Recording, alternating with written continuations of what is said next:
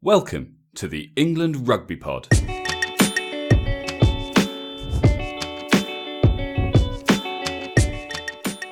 Thanks for downloading episode 44.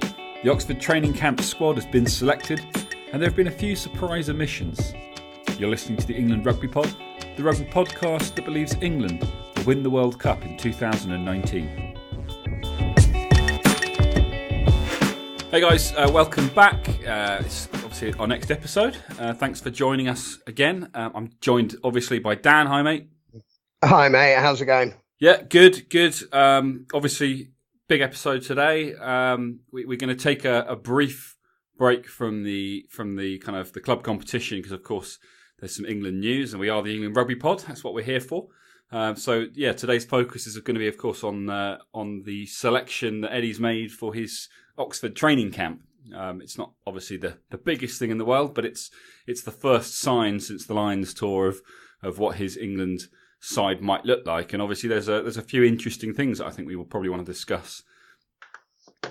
Yeah, I think so. I think the most important point that you put out there is it's not the biggest thing in the world. It is just a training camp. It's not a squad. It's not an Ultimate International squad. It's not an elite player squad. It is just a couple of days of training. I don't know how that training looks. I'm not sure, but how much we read into this, I don't know. But yeah, there's been some sort of really interesting calls. I mean, let's just crack on. First and foremost, those 4 Lions missed out. Yeah. So I've got a sort of thought on this. So Cruz, if I go through them one by one, Cruz, I'm not that shocked by. He hasn't played much. He hasn't had the opportunity. He's also been injured. Like, yeah, that's why exactly. Just back from injury. So I think when he probably was making this decision, Cruz wasn't even officially back yet. So that's probably a no-brainer. And like you say, it doesn't mean very much. But yeah, there are 6. We'll come on to them, but there are 6 second row involved anyway without him. So that's an interesting one. But yeah, carry on. Yeah, so that's interesting. The Haskell one, again, he's had a bit of injury, hasn't played a huge amount. I thought if Eddie Jones wanted him in, he'd probably played enough to be involved. I don't think that incident the other week with Joe Marler helped him. I was thinking about this, but Joe Marler's obviously involved. Yeah. And I'm not sure that Eddie Jones, and we're going to talk about this as well, but I'm not sure that Eddie Jones would look at that and kind of pick one over the other. I feel like he'd probably tell them to pull themselves together. But do you know what? I'm looking at this at the team, and Joe Marler isn't involved. What, in the training squad? Yeah. Yeah, he is. What? Oh, yes. Sorry. No, I beg your pardon. He is. He's there. He's completely threw me. I was like, what am I looking at? Yeah, so, therefore, my point. I'm not sure that Eddie Jones would necessarily make that call based on... I kind of think that he's the kind of guy that he'll select the team that he thinks has the best chance of doing the job he wants them to do, regardless of little shenanigans that go on, off the field. He's kind of proven that in the past, where he's made selections. Dylan Hartley, prime example. Previous people had sort of said no chance. The guy's had too many chances, and he made him his captain. So I don't think that sort of thing would actually influence his decision. Maybe if it happened, on his watch, as the Manu and Denny Solomona incident, and we'll obviously never know whether that would have impacted Manu because of course he's injured. But I wonder whether he kind of feels, we've talked about it, is James Haskell too old for the 2019 World Cup? The answer is maybe. He'd be right on the cusp. There are young people coming through, and I wonder whether he's saying, do you know what? He's not ruling him out, but he's saying he's not in the best of form right now. He's just back off injury, and there are other people he'd rather look at. So the age thing's interesting because Eddie Jones has... So I kind of agree with you. I think that might play a part. But Eddie Jones has categorically said age will never be a barrier. Whether we can believe that... I don't think it's going to be just a simple case of how old he is, but I think the physical, the ability to kind of play at that level will simply, I guess the question is, if you think of a player's career as a graph, where's Haskell on that? Has he peaked? And if he's peaked and he's on his way back down, is his peak higher than the young guys who are climbing? And at what point are they going to cross? Because you don't want to leave it too long. So I guess Eddie Jones is going to be looking at it and trying to make a decision about, when we hit 2019, is James Haskell going to be lower down than the young guys kind of who are climbing the ladder, the likes of the Curry brothers and so on. And that, I guess, is the big question. But, Eddie Jones has made it very clear since he took over the England job a couple of years ago that form is what counts. And you might be out of favour one minute, but if you can turn things around, for your club, you can turn things around for your international career as well. And Haskell is the kind of guy, it strikes me as the kind of guy who won't take it personally. He'll put his head, get his head down. He'll work hard, and if it's meant to be, he'll find his way back in. Yeah, I've no doubt about that. I think another thing that may sort of possibly, and again, these are all small parts of a bigger picture, but a part that may work against Haskell is quite often it's nice to have that sort of senior player to help those young guys coming through. But because we've got a lot of good young guys in the back row, the fact is there's still Rob Shaw. At the time, there was still Billy because we didn't know about his injury. So there's not necessarily the need from that mentoring perspective because you've still got Rob Shaw and Billy who can help.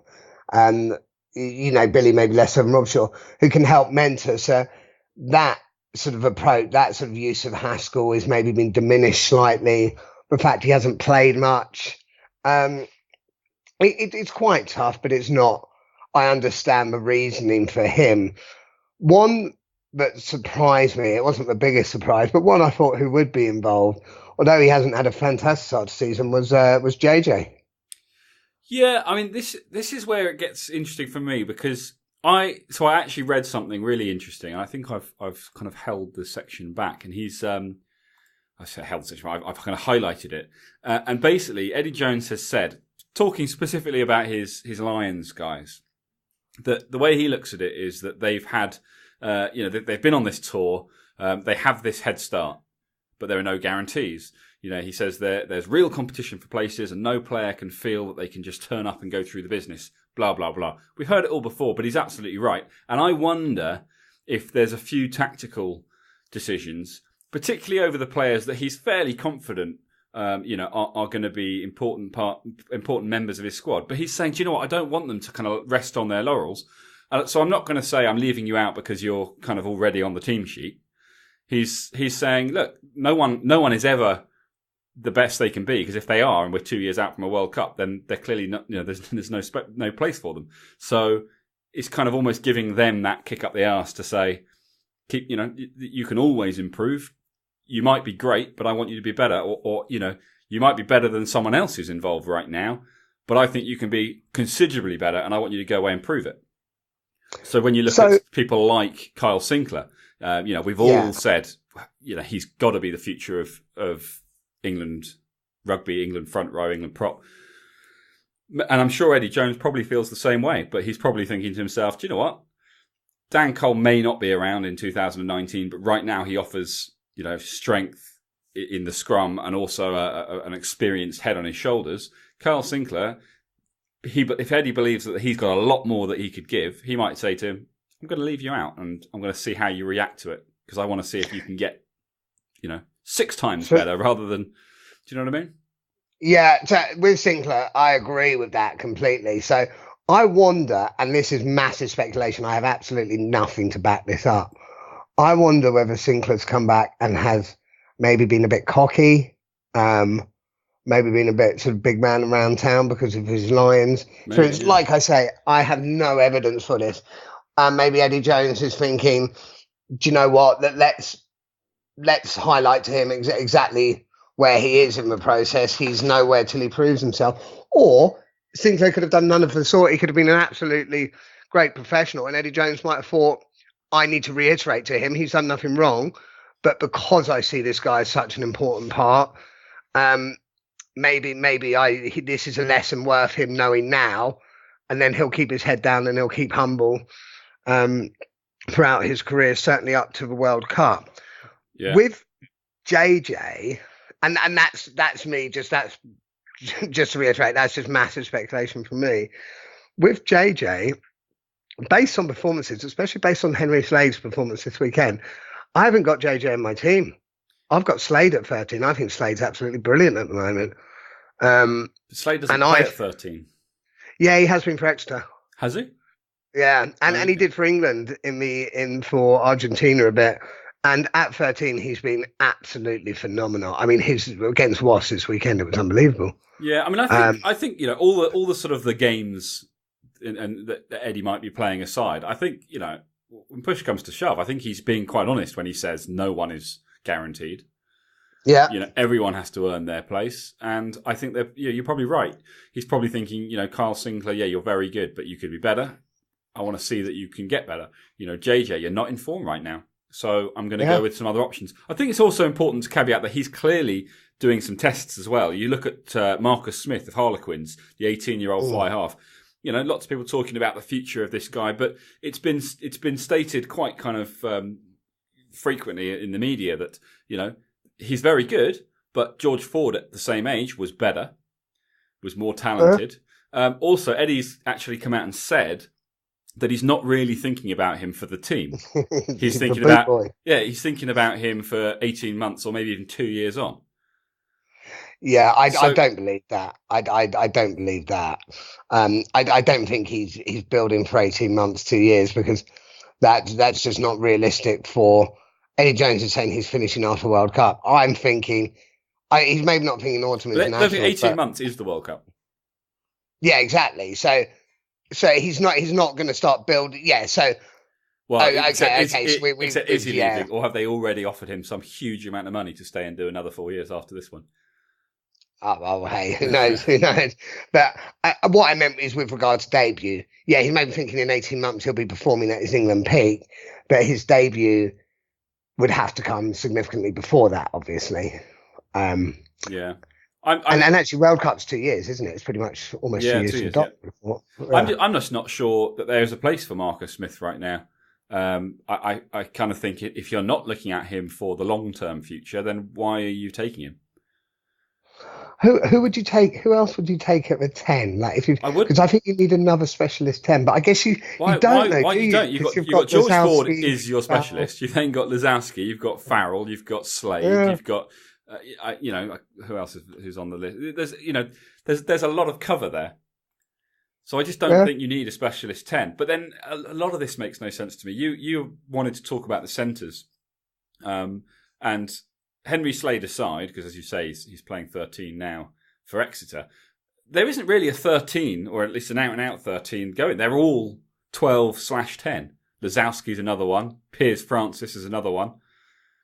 So I think so. I was looking at that, and because, like you say, there wasn't an out-and-out 13. Actually, we probably haven't looked. There isn't in our mind. Don't get Elliot Daly is primarily an outside centre, so he's an option there. That's where he's played most of his rugby. He plays there for Wasps. Yeah, he plays 13 for Wasps. Okay, yeah, that makes more sense. So you've got Elliot Daly playing there for Wasps. You've got Henry Slade playing there for Exeter, who's on fire. You've got Tio who can play there. So I was starting to think, because in my head when I saw it, I was like, well, you haven't got 13, because in my mind I'm thinking Daly's wing, because that's where he's been in England. But actually, he is a 13. And it's like, oh yeah, Jesus, he's a reasonable player. Yeah, and I guess bringing Johnny May back into the side would suggest that he's looking at other options. And I can't picture Marlon Yard, or as you call him, the vet. The vet, yeah, along with his teammate Mike. Apologies, boys, if you listen to that and you're offended. I clearly eat my words. You're both there. Let's see what happens. But I'm not. Yeah, Marlon Yard. Change the fact he's still called a vet. Yeah, no, I'm sticking by it. Mike Brown, fair enough. He's proven himself. For over a prolonged period of time. So I get that one. Marlon Yard, I don't get. I'm the other way around. He can finish tries for Harlequins, great. But he was given a chance against an understrength Argentina side, and he was average at best. Yeah. So people have a poor couple of matches. He was quite useful in the autumn internationals the sort of year before. The year before, I'm the other way with the Lions. You can't be looking at the year before. He was pretty good 6 years ago when he first came on the scene. I don't know. Marlon Yard's defence is questionable, especially given what Eddie's kind of said about a lot of other players who are out there who are try scorers. They're not the complete package. I'm just not convinced that Marlon Yard is, but I would obviously love him to prove me wrong. I mean, the most important thing is not that the people whose names we like end up on the team sheet, but that the best team, the best sort of 23, head to the pitch on match day. So if Marlon Yard, if it turns out that he actually steps up, and he's not looking bad this season, so we shall see what happens. But I'm not convinced. Yeah, this is why I'm actually the other way around to you. So I think Yard. I understand his inclusion. I'm a little more surprised by Mike Brown's actually. I mean, how many fullbacks, how many English fullbacks have necessarily stood up this season? But he got skinned by a prop this weekend, just gone. Did he? I didn't see that. Which doesn't always help. Doesn't bode well, does it? But I think, again, he's the only out-and-out fullback. I mean, I know you've got Anthony Watson, who plays fullback for Bath, but he's kind of fullback/wing. You've got people like Alex Lozowski and Piers Francis and Elliot Daly who can cover at fullback. Jack Now will cover at fullback. But none of them are fullbacks. Mike Brown is the only fullback, who's been doing it for years, who's been doing it at international level for years. So maybe he's just saying, like, I can't get rid of my only out-and-out fullback. Yeah, maybe. When I don't know what I'm going to do at 15. So there's something that came this weekend actually with Mike Brown, and this is not really necessarily relevant to his England selection, but like there's a massive thing about like the Marla Haskell incident, right? And Marla getting a sort of a yellow card after the fact for squirting the face. And I know you have spoken, you've got a thought about this, and you think it was all sort of pretty pathetic. Well, Johnny May scored a try this weekend and ran him a try, put the ball down, and just ridiculously late, Marlon Yard then runs and shoulder charges him. It was just so unnecessary, and it was just looking for that reaction. And to me, in some ways, that's worse. I mean, if that knocked him off step, I mean, you could have accidentally, I mean, it's not like he'd charged in and smashed into him, but just that nudge, that can trip up, like hurt a hammy. And it's not really mentioned. And when people do it, they sort of like, oh, that's what Mike Brown's like. But it's like, does that make it any better? Yeah. Does that make him a contender for Bell End of the Weekend in your mind? He's always a contender in my mind, in fairness. But we'll obviously do that when we cover this weekend's games, which we will do, guys. But it will probably be maybe Saturday, or we'll kind of throw it in. We'll mix it in with next week's games. We haven't decided yet. Depends how much you miss us. But we will cover all of that. But we wanted to focus on the England stuff today. Yeah. So interesting in the backs. It's I don't know. It just feels a bit incomplete. It feels like he's almost kind of gone, right, I'm using this Oxford camp to look at these positions. Yeah, maybe. And so I'm going to have a mixture of people, but I'm also going to go heavy on centres and we'll come on to it now, second row. Because we've been talking about the awesome foursome and how much of a headache decision it's going to be to choose three of the four of them. Well, you've got George Cruz, who's injured, so we don't know yet whether he's still in contention in terms of how Eddie Jones views him. Let's assume that he is, because he's part of the awesome foursome. And then you've got to throw in Charlie Ewells and who's the other one? Nick Isekwe. So 6 of them are going to the training camp, and there's another one in contention who's just come back from injury. So 7 for essentially 2 positions. So who are the 6 going to training camps? You've got Toje, Cruz, Launchbury, Isekwe, Ewells. Who's the 6? So you have, is it Tom? No, Tom Dunn's hooker. You've got Charlie Ewells. You've got Nick Isekwe, Mara Toje, Joe Launchbury, Courtney Laws. My mistake. There are 6 in total when you include George Cruz. Oh, okay. So you're saying awesome foursome plus those. Okay. Plus 2. Awesome foursome plus 2. Which is fine. Like, I'd said right from the start that I didn't think that the autumn internationals, and let's just be clear, this is not the squad for the autumn internationals. This is simply a training squad. So this could change a huge amount in a month's time, or whenever it is that he'll have to announce his squad for the internationals. But it 6. I don't know. It just seems strange. You would think if you're kind of going to go through this whole testing players out thing, Why take... Basically, you're taking two guys who really are saying you've got no chance. I mean, in theory, everyone has a chance. But even Nicky Sekwe, who's playing really well, who's he going to replace? Maritoje? No. Well, Joe Launchbury? No.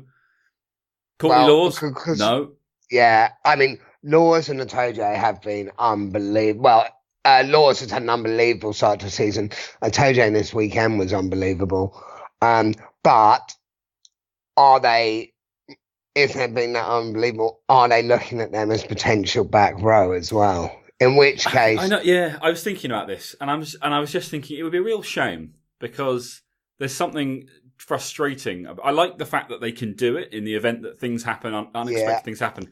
But to take someone who doesn't play that position week in, week out, and I know in the case of Courtney Laws, it's slightly different because he does quite often play back row for Northampton. But I kind of feel like, let's pick the team based on the best players in those positions. And I don't see how it's possible to be the best player in a position that you don't play. Yeah, do you know what I mean? Like, I know we can talk about it, we can joke, and we can say, well, Maritoje can play fly half, which he could.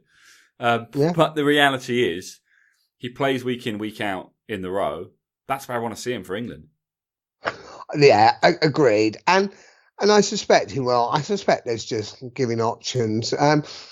There seems to be, like you say, there seems to be a few. Charlie Yours did surprise me a little bit, but don't forget also, you've got to look at it from, if you're purely looking from a training camp perspective, and maybe you're looking at putting together two squads against each other. Yep. Maybe you're thinking, right, we're going to flirt with having Laws at 6 at one point and Toje. Maybe it'll be like, right, if we've got Sekwe Yours, they can then compete against whoever it might be. So I think, I completely agree with you. I almost feel like he hasn't left enough players out. I almost feel like leaving the 4 Lions out is not, I kind of said I thought that we wouldn't see Owen Farrell involved, and we wouldn't see some of the big names. But that would be for rest purposes. Well, he hasn't rested anyone, or in theory, but also in order to say, to open up spaces to kind of say, like, I don't really need to see whether he's the right man for the job because I already know he is. What I want to know is who's my next option, and perhaps that's not as obvious. So you kind of say, well, look, I'll leave him out, and I'll get a couple of other people in order to work out who's my second choice. Like, he's not going to come out and say that to the players, and maybe part of this is to get, maybe it's important that he's kind of not doing that, so that the guys that are essentially the second choice don't come in thinking, well, Owen Farrell's not here and I'm competing for his position. So if he's not here because he's obviously not here because he's already on the team sheet. So what am I really competing for? So maybe he's there to say, look, he's here, you're here, I'm going to pick the best players. If you think you're better than him, prove it. So maybe there's definitely some Eddie Jones mind games because realistically, is Harry Williams at prop ahead of Sinclair? No. It's the short answer. Is Harry Williams even? I think are they the same side? I'm not sure they're the same side, are they? I don't really know. Why did you even question me? I know. But also, I just realised we neither of us have any clue. Harry Williams, we said we thought he was awful in Argentina, and then I think at half time they were chatting, they couldn't stop praising him. So yeah, it's just why are you another reason why we've got to get our pro on to come and talk. I think it might have to be Mr. Bolland. If you're listening, Tom, we're gonna get you on to come and talk about front row stuff. Tell us what the fatties. Yeah, we've actually on that for our listeners, we have got a couple lined up, and we're and Polly, if you're listening, I'm sorry, mate, we have got you lined up, but we may have someone better, so we're waiting to see if he falls through. If he falls through, we'll definitely come to you as third choice or fourth choice. I can't remember which one, but first choice following the other ones. Yeah, exactly. Your first choice of who's willing to do it for sure. First choice is left. Yeah. But it'll be good to have you, mate. It'll be good to have you. Can't wait. So kind of let's go through them quickly. So Dan Cole is in there. I think we'd expect to see him involved in the autumn internationals. He was his usual self on the Lions tour. Did a job at times. I don't think he's by any means so good that he's inked in, but I think he's probably a solid, important part of that England team. Get wise on the training camp. And I'd expect to see him probably starting in the autumn internationals. Now you got Tom Curry. It was Ben Curry that went to Argentina, right? No, Tom. You sure? Positive. Oh, okay, so Ben's just not even. Which is weird because he seems to be starting ahead of Tom for sale. I thought that Tom Curry was injured, and Ben went to Argentina. And now, when I say I'm positive, I started that statement 99.9%. Now I'm 90% positive. Yeah, I'm sure it was Tom Curry who went to Argentina. Yeah, and it was. The trouble is, we'll have no way of knowing when we see him. No. So I think we're going to change it. We're just going to say Curry. Yeah. There's no first names anymore. It's just Curry, and it will be one or the other. That's the main thing. Tom Dunn, hooker. So this is interesting. You got the Jamie George versus Dylan Hartley debate, which I think everyone is pretty much convinced it's the two of them one way or another, and probably more likely Dylan Hartley starting and continuing to do his job at captain. Okay. Just out of interest, why did you just bring up Tom Curry or Ben Curry if we're talking front row? Because I'm reading off the screen as I'm looking at the squad, okay. And it was Dan Cole, Tom Curry, Tom Dunn. So it's just the next name on the list. Yeah, it wasn't really doing front row specifically, just the team as it happened. All right, sorry. It's all right. So yeah, hooker, Jamie George, Dylan Hartley. You'd think the two of them are pretty solid to start. I think Dylan Hartley probably starting, continue to do his job as captain at least for the autumn internationals.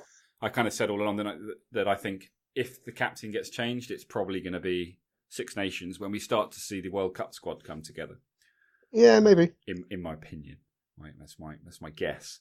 Because otherwise, I don't see how you justify not starting Jamie George. You know, I know that Eddie Jones has said Dylan Hartley's captain the side to a record-winning streak and all the rest of it, but it wasn't Dylan Hartley that won all those games. Yes, he did a great job as captain, and he played his part. But it was the players, and ultimately the results come from having the best players doing the best things in their position. So. Yeah, I've had to think about this. I reckon we're underestimating Dylan Hartley's impact outside of just like he is a great player. Let's not mess about. Player for player, pure like for like, we go Jamie George. I think we might be underestimating Dylan Hartley's sort of impact on the rest of the team and having him on the field and his leadership. I think perhaps we've done him a disservice with regards to how much impact he has there because people. Like none of the players or anything ever seem to question his involvement, his part of even when he starts. I mean, I know now will be the real test with Jamie George having been the Lions hooker, but that'll be an interesting one. But yeah, I think you're right. It's those two at the moment. But then you've got Tom Dunn thrown in the mix as well. Yeah, as in like, hey, we've got to bring through these hookers. Dylan Hartley's at an age. And like you say, I mean, people can lose form just because someone's been great. Like we said, just because someone's been great on the line, so they could lose form. And if we get, other hookers coming through, injuries, other hookers coming through playing brilliantly. That's a good point. That is a good point. So who else we got? Nathan Hughes, obviously, he's immediately slotted straight in for Billy. So that's he's been very smart because Billy got injured and then. Probably the number 8 of the season so far was Sam Simmons for Exeter, and Nathan Hughes injured him this weekend just to ensure that he's definitely got the spot. So, although I must say the level of sportsmanship after he knocked him down and he got on his knee and sort of held him and Chet was brilliant, but it was still premeditated. Fair enough. I mean, clearly he's like you say, he's thinking things through. Jack Clifford, of course, has been called up for Billy. So we wondered whether that might have been the opening for Haskell, but Jack Clifford's been called up. I don't think Jack Clifford has stepped up in the few opportunities he's been given. I think he has the potential. So it'll be interesting to see if anything changes. But we're going to miss Billy, aren't we? We are going to miss Billy, and we're going to miss him for a long time. Well, it's 4 months. He had surgery on Sunday, so 4 months with this particular injury.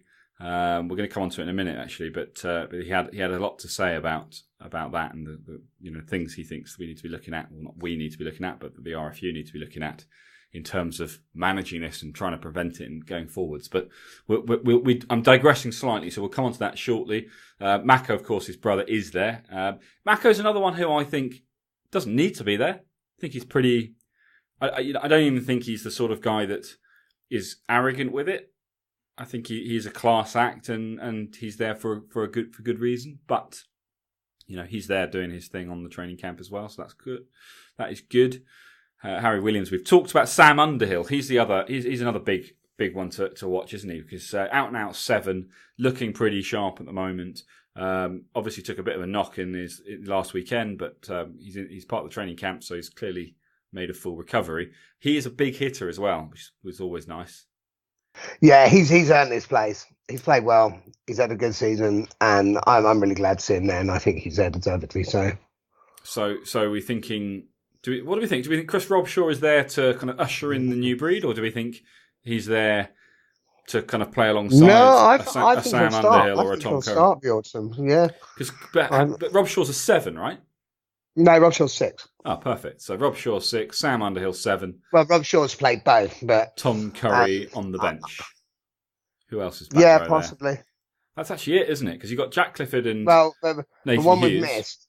The one we've missed, I think, it's been it's Ellis Genge. I think it's been the standout prop of the season so far. That guy just seems to be on a mission. Yeah, well, he's going to put a lot of pressure on, I guess, Mako. I will neither confirm nor deny if that is the case, but I believe that it's Ellis Genge, Mako, and the elusive Joe Marler who wasn't in the squad until about.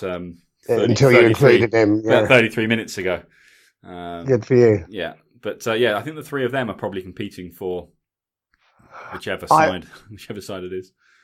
If you're picking purely based on form, he's looking I good. think Ellis Genge is the form player. I mean, he's another one though, like Kyle Sinclair. He's a ball carrier. He's a strong runner, and I guess if you're leaving Kyle Sinclair out because you wanted to work on other aspects of his game, maybe you've got a similar person in someone like an Ellis Genge. I mean, Ellis Genge, Carl Sinclair, and Jamie George. I think we said it last weekend. That looks pretty tasty based on what we've seen. But obviously, Mako is massively important too. But a very different player, and even though Mako's a ball carrier, he's a very different player to an Ellis Genge or a Carl Sinclair. So yeah, I guess it's a question of does Joe Marler continue to hold on to his spot, and Dan Cole, who is a class act, but divides opinion, doesn't he? Yeah, he is, like you say, he is a class act. It'll be interesting to see. He absolutely buried Marcus Smith this weekend, which must have hurt. Poor young lad. Joe Cole is a stalwart. He'll do what he said, but when you've got these props coming through who can do more and more, you've got the likes. Fair enough, he's not in this squad, but a Sinclair who can suddenly do the flip out the back of a hand. You've got an Ellis Genge who can just run riot and be all over the place, chase back and make tackles on sort of fullback centres. Is being an out and out brilliant prop as a Dan Collins. Is that enough these days? I think that's the question with Dan Cole. It'll be interesting. I mean, I guess the way that the finishers have become such a key part of the match day squad, maybe there is still a place for a specialist. But like you say, we shall see. I'd expect to see him starting in the autumn internationals, as long as he's fit. So watch this space. I mean, that pretty much covers the selections. What are your thoughts generally? Are you happy with the like we've said, like we'll keep saying, it is just a training squad. It doesn't really mean that much. I think the only things to really look into are some of the newbies who have been given a shout, because it's interesting to see, which of them he's looking at and which he's left out. But, I don't think it necessarily screams too much about exactly what the squad will look like for the autumn internationals, and more importantly, the Six Nations next year, which is where I still believe is where we'll start to see this World Cup team, develop. Yeah, I'm not unhappy with it, but I think the reason I'm not unhappy is because I just have full faith in Eddie Jones. I'm a bit bemused. I, I'd just be more interested to know what's going through Eddie Jones's mind, but I think that's the point. He doesn't necessarily want to fully share that. Um, there are a few parts where I'm a bit like, what, really? There's a few omissions that still surprise me to an extent, and it is all very well, and he's got every right to say, I haven't selected him because there's areas of the game I want to work on. Purely as a fan, I'm not saying I have any right to know this, but I'd like to know what those areas are. And Ed Jones is probably right in saying that's between me and them. But purely just as an interested fan, I'd be interested to hear. Maybe though that's the point. There aren't specific things. It's about saying, you're one of the guys I'm going to rest because I don't need to see you, but I don't want you thinking that you're inked in. So I'm going to tell you you've got to work on your game because everyone has to work on their entire game all the time. So who knows? Maybe it's like a bit of media stuff from Eddie Jones. But yeah, no, I kind of the same as you. Bit mixed. Not unhappy with it. Probably a few people that you're disappointed about, but equally I'm happy to see if the people who are in there instead of them can step up. So the actual Autumn Internationals themselves will obviously be far more telling, and for that I cannot wait. Yeah, and Henry Slade is the man to watch for that. Yeah, honestly, he's just been amazing. Okay, well you heard it here first. Yeah, maybe not first, probably a few other places first, and BBC website, Sky Sports, mentioning it. Yeah, pretty much anywhere that you type rugby into the internet. But nevertheless, you heard it here. I reiterated it really well. You did. Before we sign off, a couple of other things. So you alluded to it before. Just want to very quickly talk about the Marler-Haskell incident because I do feel quite strongly about this. Lots of mixed opinion here. People saying that Joe Marler should never have been yellow carded. All he did was squirt a bit of water in James Haskell's face. And I think if that's how you look at it, then absolutely. Before we continue, can I just remind you that you gave that moment of magic? I know I did.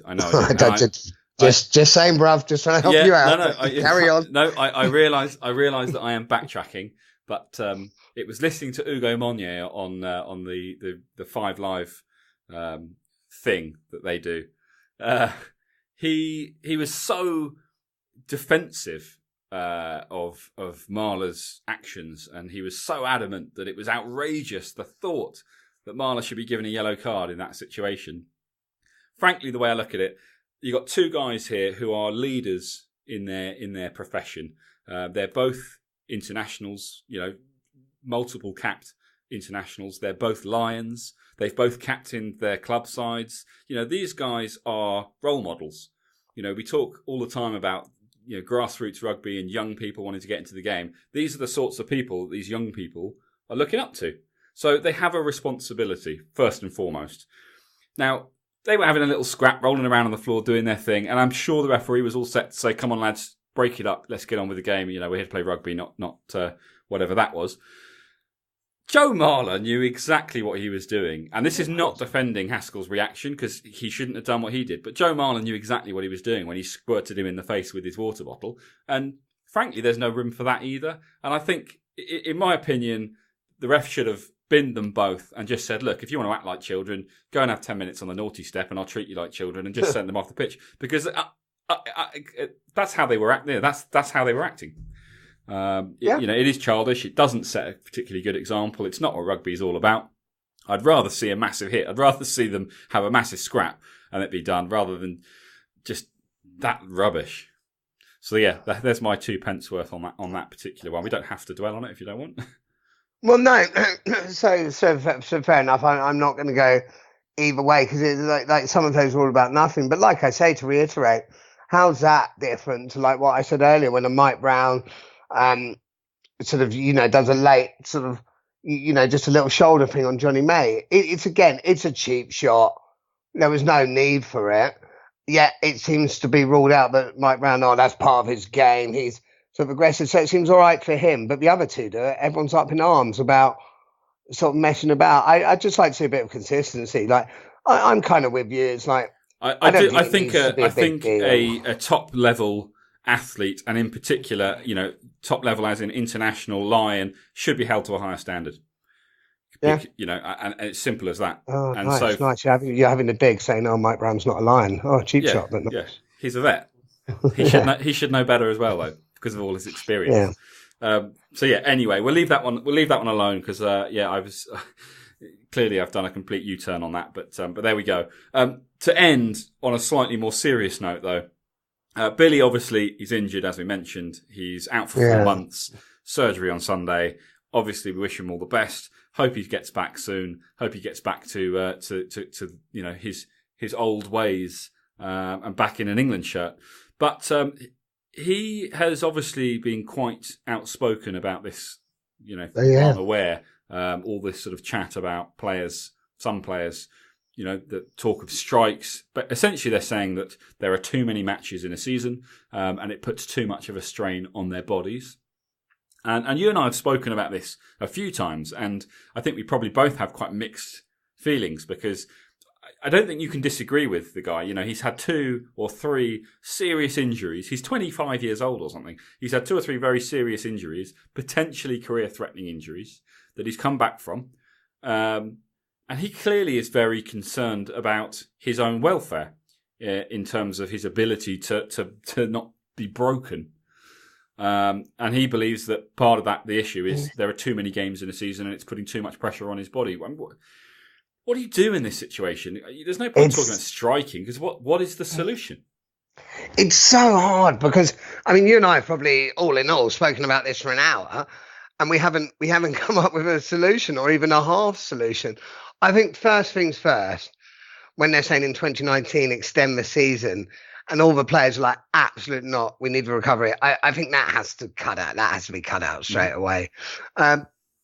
Unless you extend the season by reducing the amount of games, or extend the length of the season, but play the same number of games, so you have more time to recover. Well, it's still potentially that, but then the players are saying you need that time, you need that full time off because you're still training. Then in that point, you're still training, you're still taking knocks of injury. You need that time off to let your body recover. Fair enough. I'm out for maybe like the Anglo-Welsh Cup, little place. It's so hard because like we said, and one of the things we talked about is Billy said, yes, if it was half the amount of games, he would be willing to have half the salary. Yeah, and however, fair play, but which is fair enough for him. Somebody probably on $500,000 a year plus 20 grand a match for England. What if you've got a player like we were saying, like on 45 grand a year, who's regular starter, and then suddenly his salary's halved? Can he then afford to be a professional rugby player? He might have a wife, he might have kids, a family to support. Yeah. And then suddenly he might not be able to afford to be a professional rugby player. Yeah, because we kind of agreed, didn't we, that is, it's just not an option to give players it's changing salaries, taking money away. I think that question was posed more as a you can't moan about it. You can't have it both ways. Yeah, exactly. Yeah. And I think Billy. And I watched the interview, and he was very sincere in his response. So I genuinely believe that he's saying I wouldn't mind earning less money if the season wasn't quite so challenging. But as you say, it's easy for him to say with the kind of money that he's on. Yeah, it is a difficult one. I mean, I guess the other problem, and this is maybe where the players are right to really kick up a fuss because it's the RFU that are most concerned about it, or the clubs, I guess, is playoffs. We love it; it's exciting, but maybe you just go back to the old system and say, look, whoever's got the most points at the end of the season wins. It's they've done that in the Championship, haven't they? You'd cut out a lot of extra games that way, certainly for the top players. You were for the top, but just for revenue that generates, and also, quite frankly, the interest in the rugby. Like, I don't think you can do that. What I think, what I'd probably look at is maybe limit. And I know the elite England players are limited to the amount of matches they can play. Maybe others could be limited to the amount of matches they play sort of for club, like each season, instead of saying, because we're saying there's 22 games, but there's also European Cups, there's also Anglo-Welsh Cups, all that stuff. Maybe saying, if we're saying on average, each player, assuming you play most week, plays, for argument's sake, 30 matches, saying, right, you're limited to playing 22 matches a season. Almost like one of those kind of employment contracts where you aren't allowed to work more than X number of hours a week. You kind of say, your contract basically states that you cannot play more than 20 games in a season. If there happens to be 22 games in the normal season, plus you do really well this season, and therefore the club has an extra 5 or 6 games because of knockouts and other competitions, then the club has to be kind of careful about how it selects its players so that no one plays more than 20 games in a season. Well, that's actually the other thing, because you've got to look like exactly that. For some clubs, it's easier because they'll get knocked out of cups first round, whereas others won't. But they don't want to get knocked out, do they? So no, but it means that then in the Premiership, they can utilise their players more. So they can, whereas it might come towards the end and Saracens might be like, oh, bloody hell, we have to put our second string team out because we've used all our... But I guess that's where it's, where you've got to be tactical and plan it. It's almost like you look at Formula 1. But can you plan, will you get to a semi-final, will you get to a final? I mean, it would be interesting, wouldn't it? You'd have teams that were having to. They would have to go in with the confidence to believe it. And based on the signs they put out, you'd immediately know, well, they don't believe they can win. I mean, maybe that would make it a bit negative. But then you undermine certain competitions. And also, what happens if you're a sub who comes on for 15 minutes? Does that count as one of your matches? No, no. So, obviously, we haven't worked out the finer details. But when the RFU come calling, we'll obviously inform them of all the finer details. But we don't want to bore our listeners with those details now. We've obviously worked them all out. I don't know. Maybe it's another tactical thing. Maybe it's like, if you play more than half a game. So, but that wouldn't be the end of the world, would it? You've got a Billy Vunipola, who's only allowed to play who only plays half a game. Maybe that's the answer. Maybe it's 30-man matchday squads and no one's allowed to play more than half. But then does that? Yeah, it's hard to know because I think the rest part is also maybe about just having a whole weekend off, not even having to do like a warm up. Like if you've got a slight muscle niggle, like just having that whole weekend where you can completely rest. Even if you don't play, you still need to do warm ups. Billy just wants to go on the lash, doesn't he? He wants to go on the lash. Started drinking now. He wants to have a couple of Dominoes. He wants to go to the late night McDonald's drive-through and order a couple of Big Macs, and he doesn't want anyone to give him hassle. And good for him. Yeah. Well, he's got plenty of time to do it now. 4 months. Yes, he does. Well, look, on that note, we've probably bored our listeners for long enough. Some interesting things there. Obviously, the training camp, I believe it started today. So we'll obviously keep an eye on the media and see if there's any news to come out of there. And if there's anything interesting, we'll obviously share that with you in our next episode, which may well be on Saturday. In which case you'd probably get it from us on Sunday morning.